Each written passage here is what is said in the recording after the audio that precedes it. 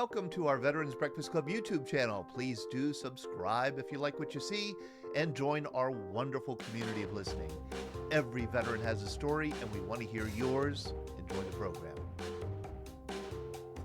I don't want the program to end without having you talk about the wonderful story that you just sent me and that we posted on our blog and that we'll be sharing, I guess it'll be next week, in our VBC e-newsletter that we send out every Monday in our email. That's Bill, great. you told the story about how you met your wife, Rosemary. Yes, yeah, that was quite a story. I was in the old guard, first battalion, first of the third battalion of the old guard at Fort Myer, Virginia. After I got my commission at OCS Infantry, I was assigned there, and I had been there. I think it was going into June. Yeah, June of '66. I got there in late August of '65.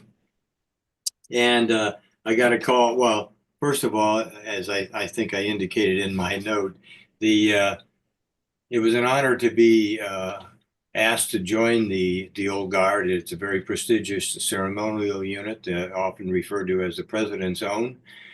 We do all kinds of ceremonies, burials at Arlington National Cemetery, White House duty, wreath layings for foreign ambassadors, all kinds of military shows, American Legion, Wives of American Legion. So it's a very intense, especially as a bachelor. The battalion commander at the time, his wife always told the battalion commander to make sure there was at least 10 bachelor officers in the battalion because she had her own little distaff schedule that she sometimes wanted to use an officer for one of her ceremonies that she hosted. So at any rate, this particular week had been really tough, a lot of long hours, a lot of uniform changes. You know, you come in at reveille 6:30 in the morning and you get into fatigues. And then about 10 o'clock, you change into greens and you go into the cemetery for about 5 or 6 burials. And then you come out maybe at 3:30 or 3 o'clock, you change into another more ceremonial, sometimes a blue uniform for a general officer retirement or some other DOD significant person retiring on the parade field, Summerall Field at Fort Myer. And then sometimes in the evening, I was close friends with the Army Drill Team Commander and the Honor Guard Executive Officer, and they were also spending a lot of time doing White House escort duty. So occasionally, we lived in Georgetown at the time, and occasionally they would say, "Hey, go get your white uniform. We got a job tonight at the White House." Right. So after a full day, you'd end up at the White House escorting people into the White House for a ceremony. So weekends, as you can imagine, were precious as far as time and resting up. So at any rate, this particular Friday, June 15th, I got a call from a fellow platoon leader who said he was invited to a wedding for one of his soldiers, and would I go along? And I said to him, you know, I do not particularly like this soldier. I don't believe he has the attitude and the skills to be in this organization. And no, I don't want to go to the wedding.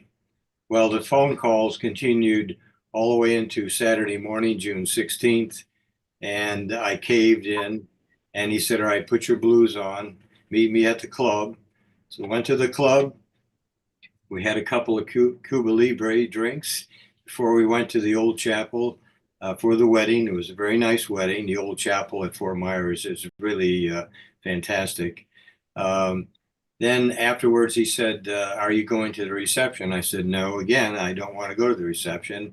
He berated me again. And I said, all right, fine. I caved in and we went. The reception was held at the bride's parents' home in Arlington, Virginia. And while we were there getting to know various people that we knew from, reacquainted from the battalion, I saw this lady, this girl across the room, and absolutely stunning yellow summer dress, and she was quite attractive. And I asked somebody if they knew who she was, and they said no. And so I said, well, I went over, introduced myself. We started a really nice conversation, and from that conversation, it led to some regular dating. And then later in the summer, I was assigned to the fixed wing aviation school at Fort Stewart, Georgia. And she came down to visit several times. On one occasion, she came down. We were at a diner in Savannah, which today is one of our absolute favorite cities. We've been there about 9 times over our marriage. And we were in this diner, and I really, really had strong feelings for her.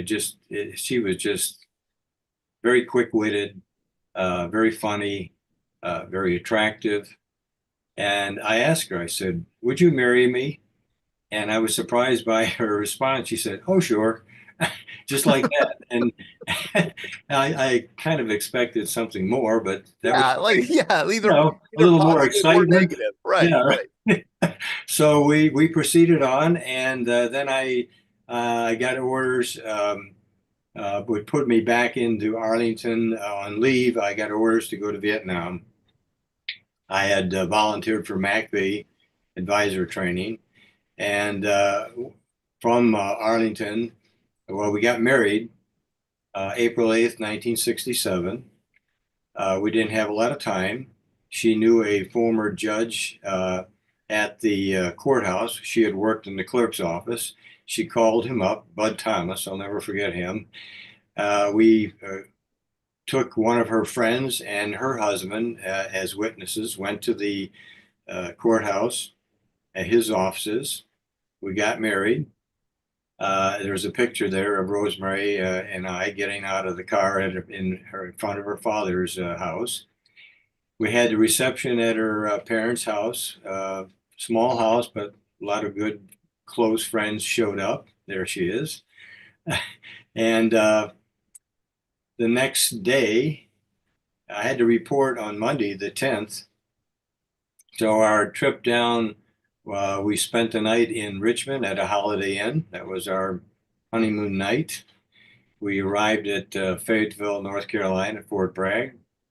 I signed in, and then we went to look for a house. We found a very cute small farmhouse we rented for $80 a month at that time.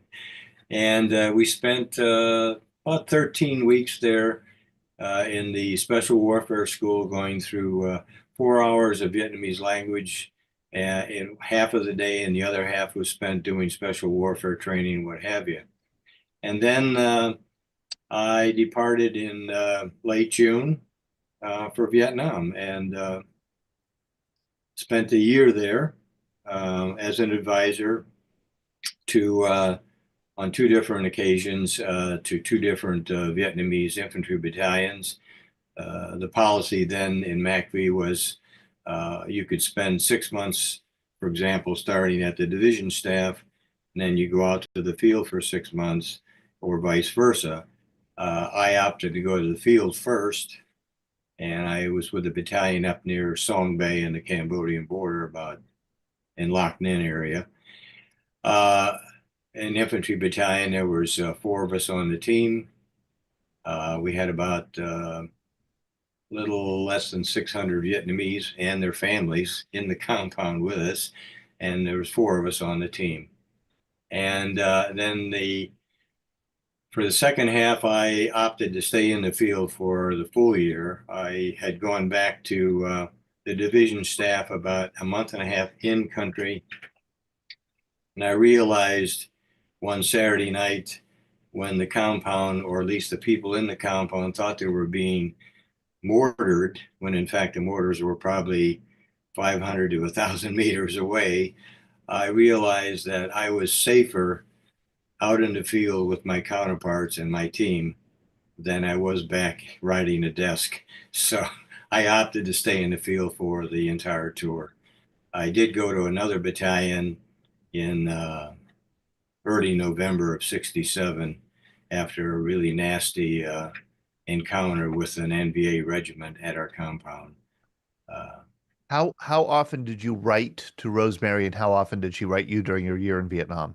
uh, I wrote probably, in fact, it's interesting we're talking about this because I went upstairs in the attic about 6 months ago and pulled out all the letters that she had saved.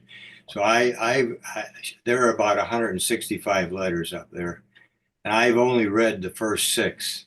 Oh, And I'm at a point now where I think I said in my note to you that I'm going to be putting an outline together for a family memoir, perfect. which will cover my entire life, but this particular thing. So uh, we're going to sit down together. I'm going to read the letters again with Rosemary, and she wrote probably, I would guess, 2 to 3 times a week.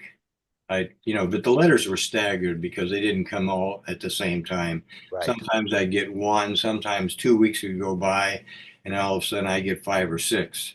right, Now right. it was, and the letters, they helped. They really did help a You, lot. there's another advisor who served in Vietnam who also got married before he went to Vietnam, Jim Roberts. How often did you and Linda write back and forth?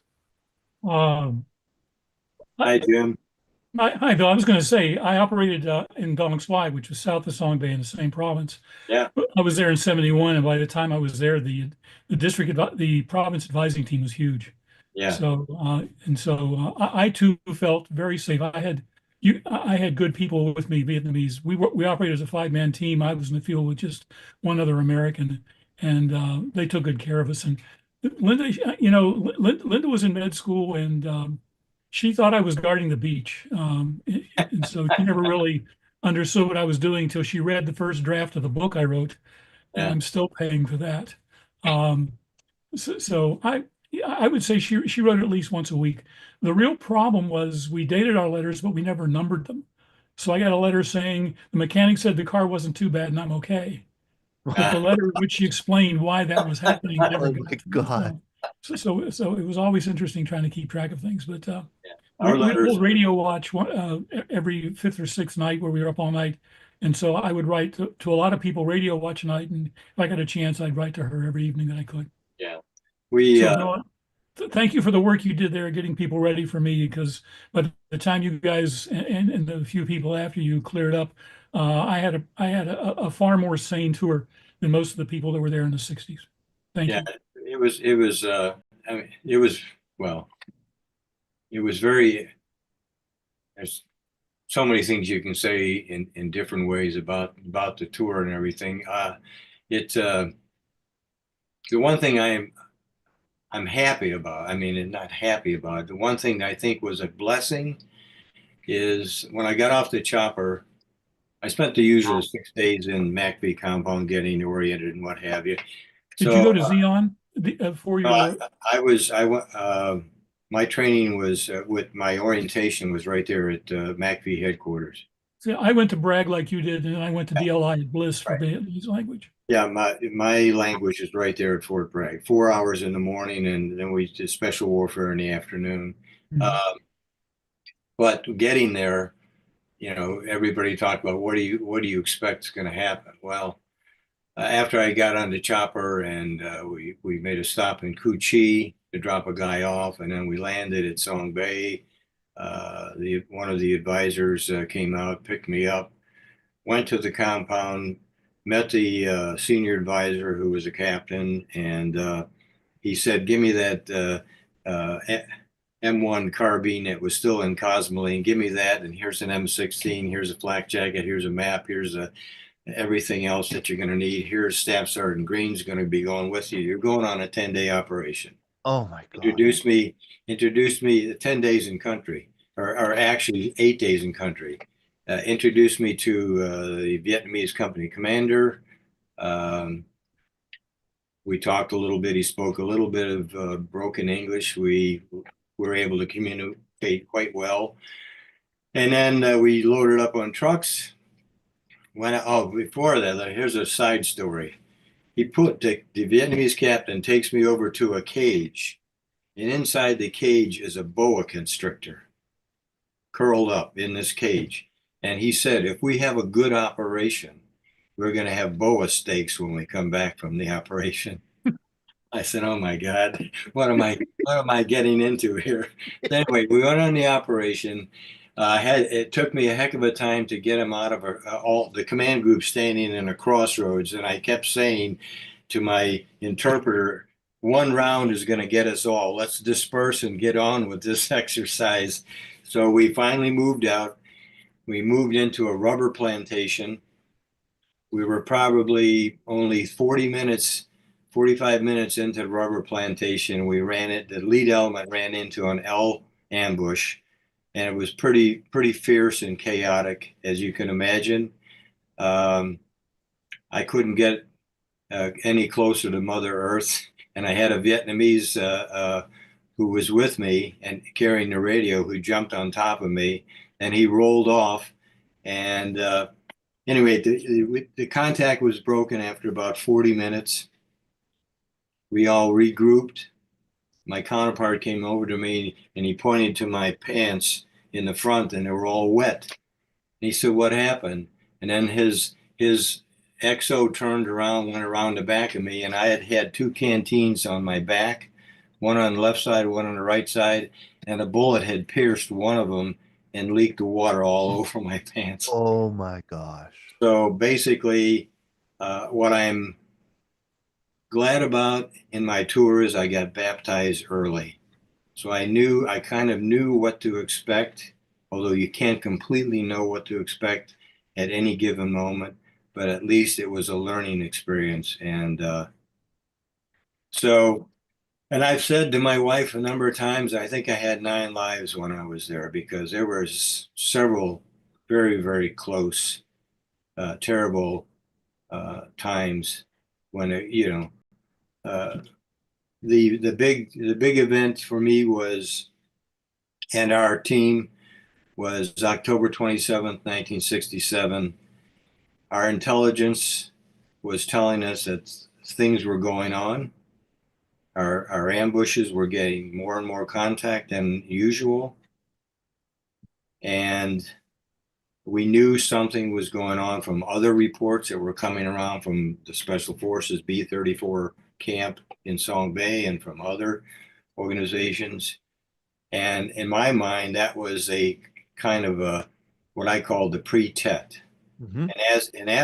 After the fact, though, if you look at the history, that was part of General Giap's strategy. Was the border wars basically was to have activities occur at the border to draw out the American troops from Saigon.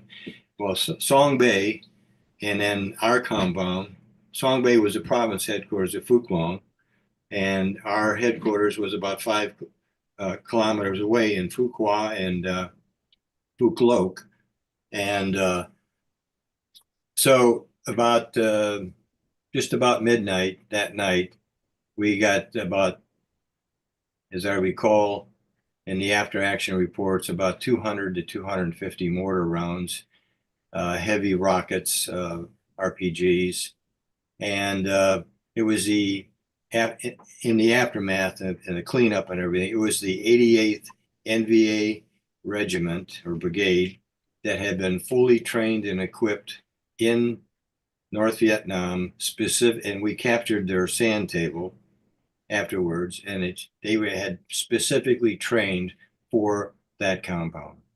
That was part of Giap's border wars that he hoped would draw all the U.S. forces out.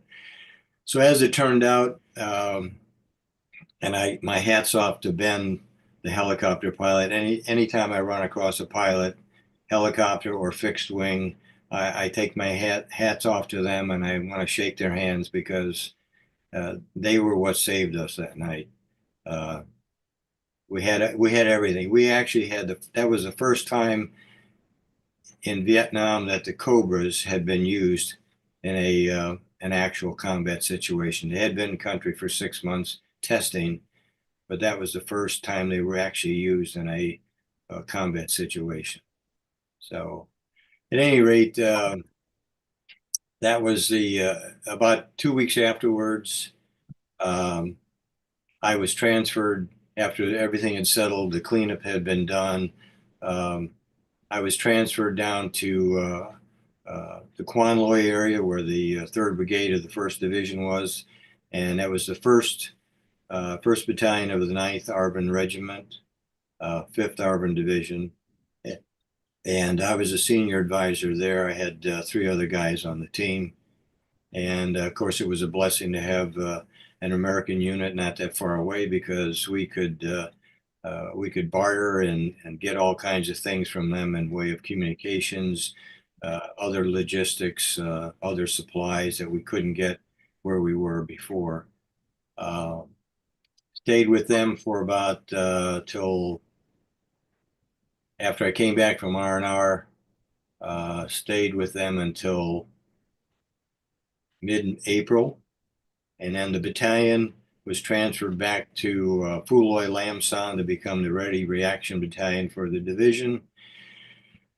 And then about late May, I got very sick.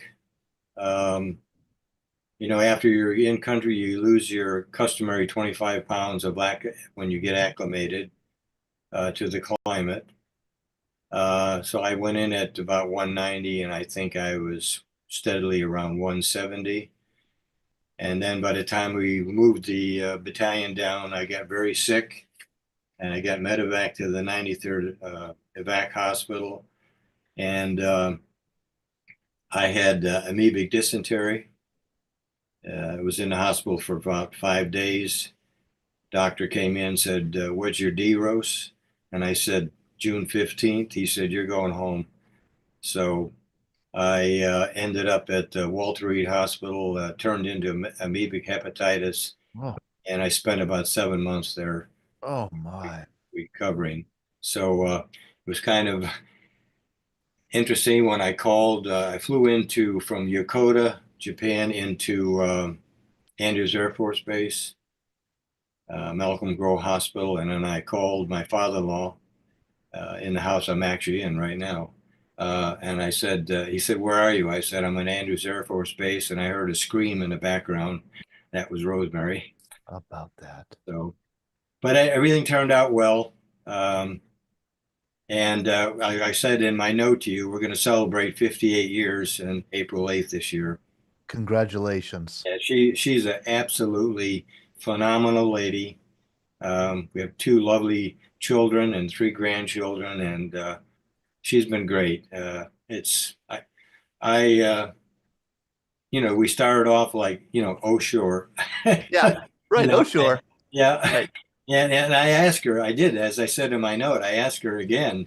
I said, if you had to do over again, I asked you to marry me again, would you say yes? She said, "Oh, sure." Bill, thank you so much for sharing your story. You probably shouldn't have had that boa constrictor steak. That might have gotten you sick. But I'm just kidding. Thank you for sharing the story. Thank you to Ben and Diane, to Renee Gefkin, to Chase, to everybody who joined us tonight. What a wonderful night of stories. I hope to see you all Thursday night when we cover the Yalta conference, and then next week we'll be back with our Monday night program. Good night, everybody. Thank you. Good night, Jim. Take care. Good night.